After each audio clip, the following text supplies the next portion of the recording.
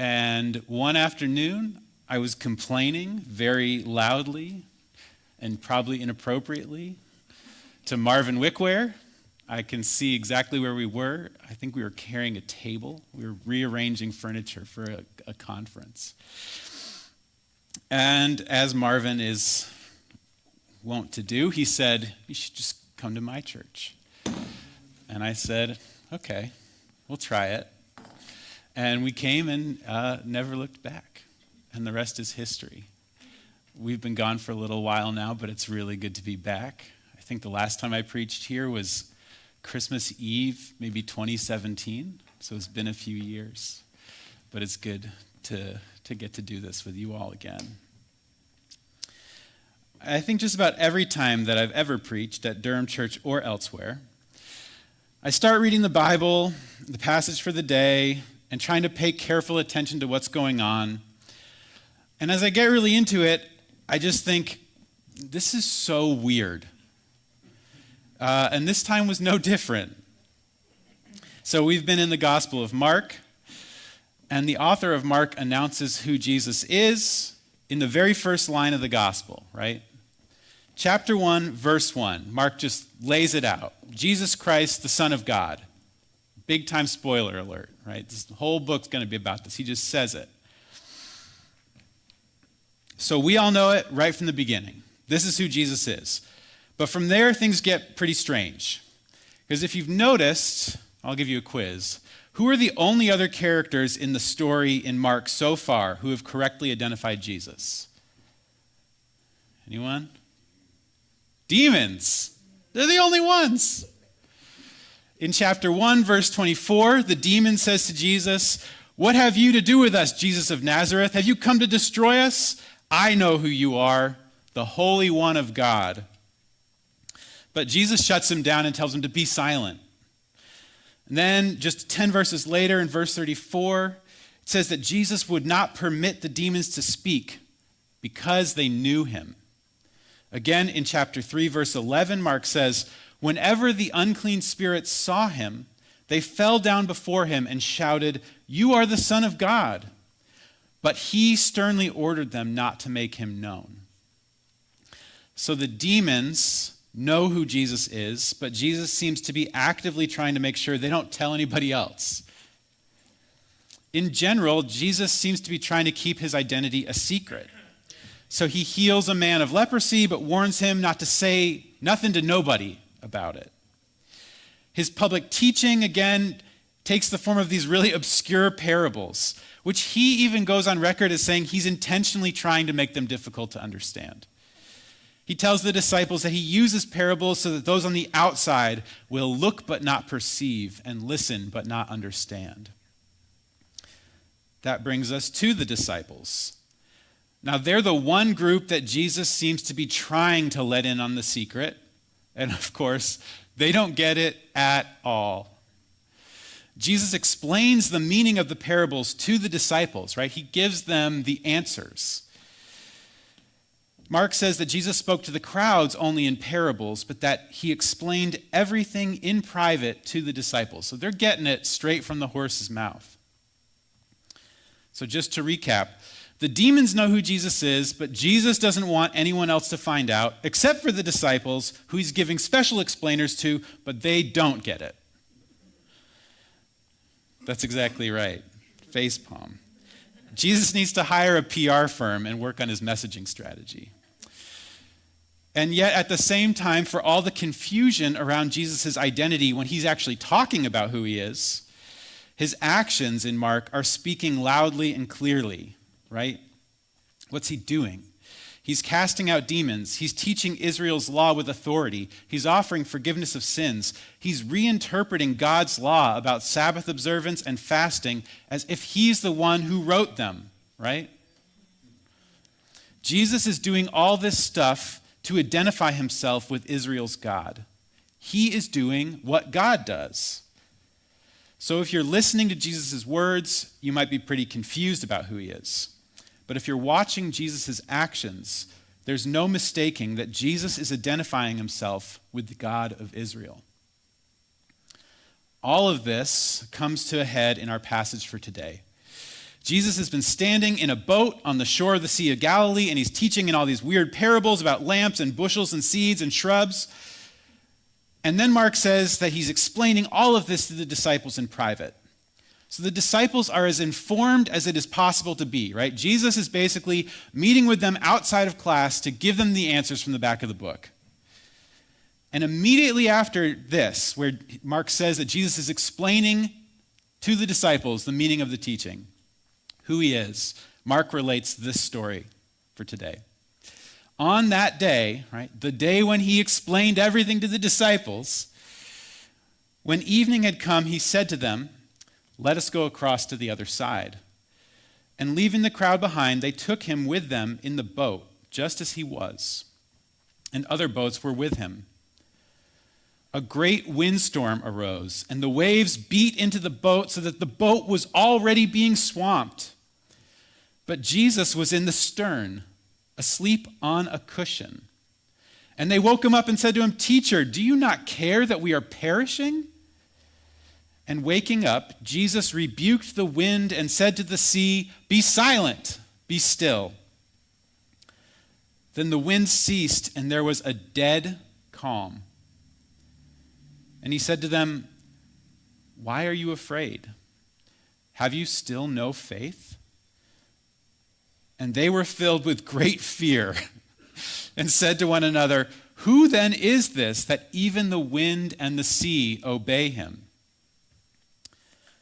Jesus, having just explained his teaching and his identity in private to the disciples, seems to be overconfident that they got the message. But I guess we can see where he's coming from, right? He probably thought like, hey, if the demons can get it, surely my 12 closest followers, to whom I literally just explained everything in a special private meeting, surely they're in the know. Dear reader, the disciples are very much not in the know. Even after Jesus calms the storm, the disciples ask a question that should be rhetorical, but they seem genuinely confused by it. Who then is this that even the wind and the sea obey him? These are folks who knew Israel's scriptures well enough to understand that there's only one answer to that question in the Hebrew Bible, and that is the God of Israel. This only becomes more clear when we realize that this entire passage from Mark's gospel is actually written as a big literary allusion to Psalm 107.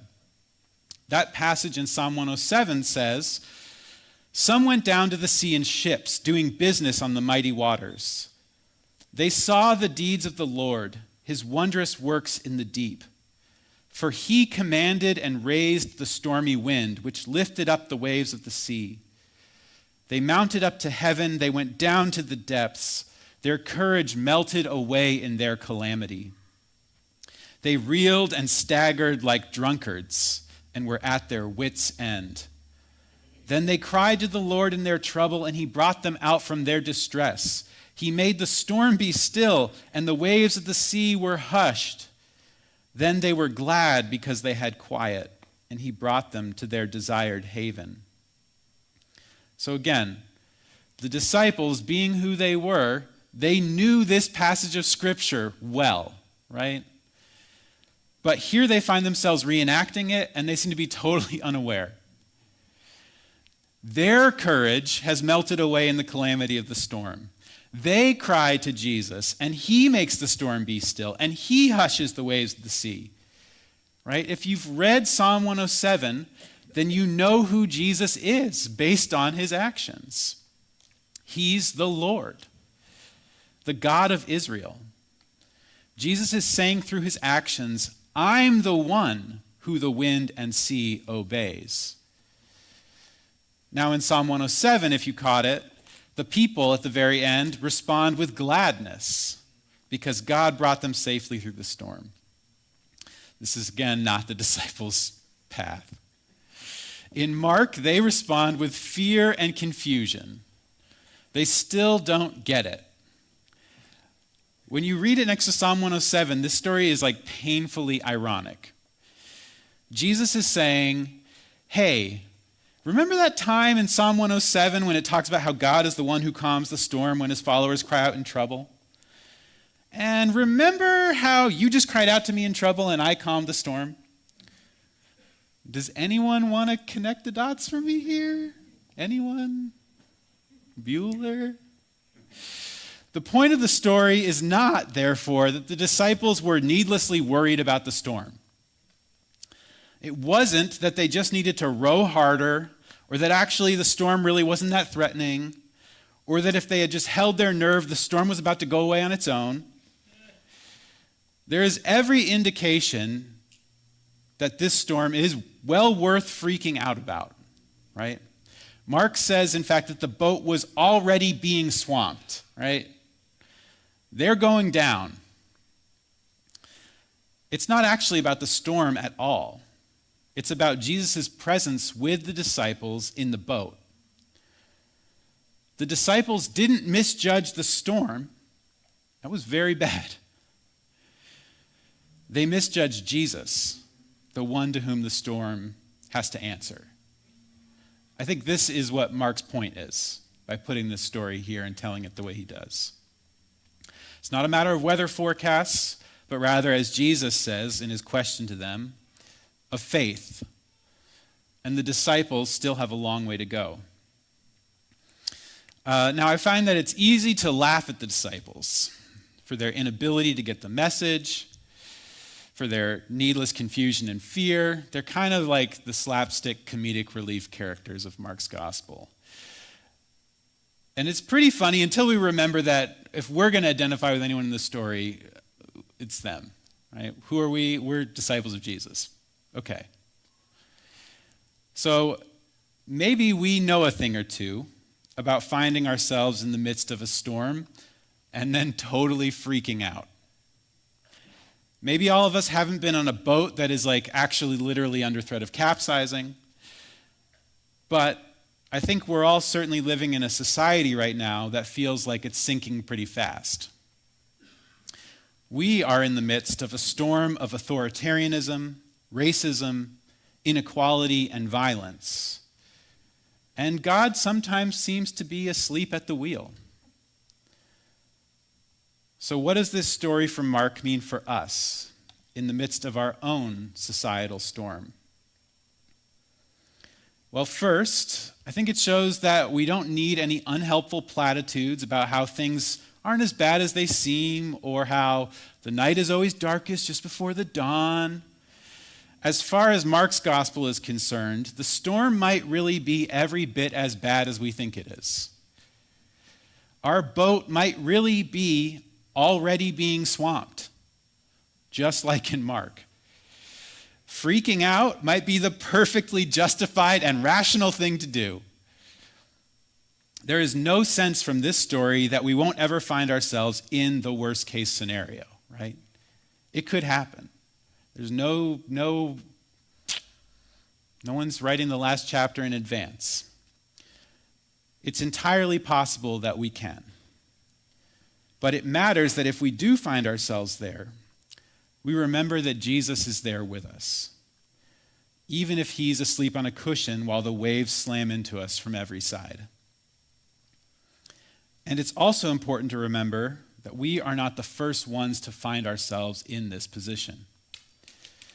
There have been lots of disciples of Jesus in lots of different times and places who have found themselves living through the storm, living in the moment of the worst case scenario. And maybe we might try to learn from some of their experiences. Now, one of those storms occurred at the end of Reconstruction after the Civil War. Through torture, murder, and violence, democracy in the United States was actually overturned. African Americans watched as the 13th, 14th, and 15th Amendment to the Constitution were hollowed out, made into dead letters. Violence, death, and poverty replaced liberty and justice for all as the default creed of the United States.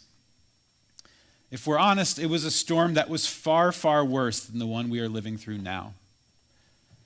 The boat was not only being swamped, it straight up sank, and it left people hanging on to broken pieces of the wreckage while they floated on an ocean of uncertainty. I recently came across a sermon that was preached during that moment. It was preached by Francis Grimke, who was a black Presbyterian pastor in Washington, D.C. in the late 1800s and early 1900s. And in the midst of that historical storm, Grimke preached about hope. And as I read it a couple weeks ago and then read Mark for today, the two messages seemed to resonate. So I want to share a little bit of that with you. As Grimke saw it, there was nothing hopeful about the circumstances facing black people in the United States in 1900. He didn't have some social theory that explained how it really wasn't so bad, or how there was a silver lining, or how if just the right social movement could do X, Y, and Z, then things could change rapidly for the better. He actually opened his sermon series on hope with a sermon called Sources from Which No Help May Be Expected. But then he did finally turn to the question of hope, of what it meant to have hope in the midst of the storm. And this is what he said. I'll quote him here. The ground of hope is that God is. Yes, God is. This universe is not the result of blind intelligence. Let us get hold of it. Let the idea sink deep into our hearts. It will help us to weather the storms that are before us and nerve us for the conflicts that await us. Because God reigns, there is hope for the oppressed, for the downtrodden, for all upon whose necks the iron heel of oppression rests. There need be no fear as to the ultimate result. Because wrong goes on, it doesn't mean that everything has been turned over to the evil one, that wrongs are never to be righted. No, there is a just one who is not indifferent to what is going on.